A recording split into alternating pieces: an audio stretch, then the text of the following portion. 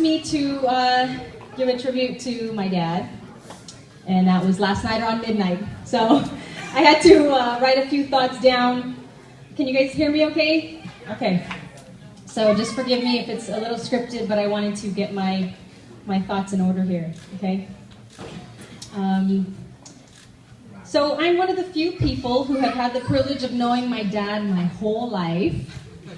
I'm the youngest of 5 kids, and I know that as in any family, one child's experience of life growing up can be so different from another's. And so this is pretty much my own account of life with my dad. Being an adult now and having a child of my own, I can appreciate my dad for his hard work and sacrifice while growing up. Through some somewhat difficult circumstances, my parents wanted to bring our family here from the Philippines in hopes of giving all of us better opportunities for our futures. It was not easy growing up.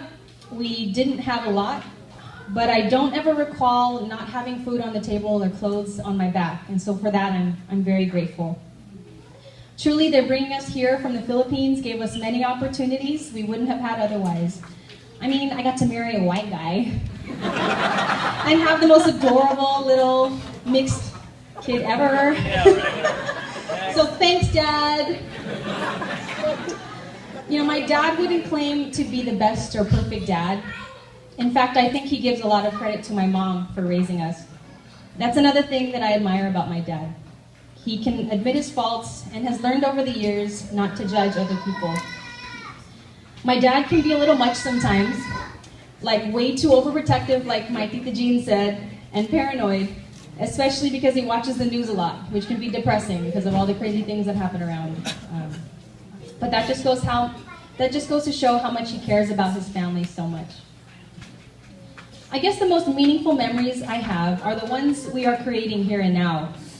In my adult life, I've had great conversations with my parents. Hi, Ezra.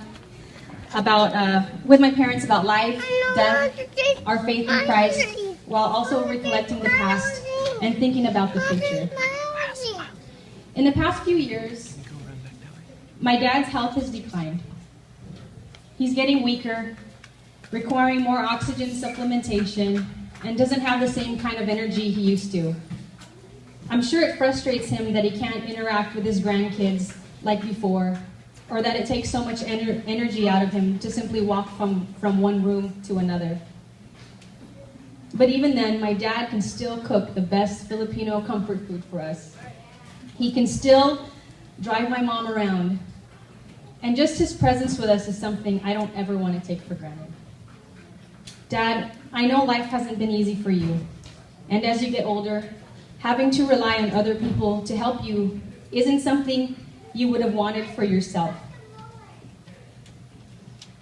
But I just want you to know that helping you will never be a burden for me.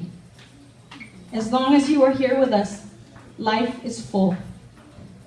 Our family is complete. I'm thankful I still have you in my life, and I will continue to cherish every moment I have with you. I love you, Dad. And for everyone here, I just want to remind us all to hold our loved ones close. Take time to express love and appreciation of them while we still can. It's all about the little things.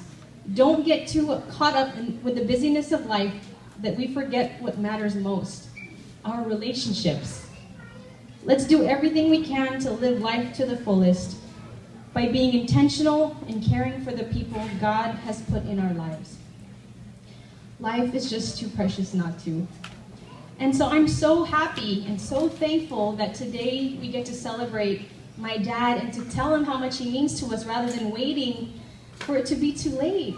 A lot of times you hear tributes from people during their funeral services, but let's take the time to celebrate the people in our lives while we can. Thank you.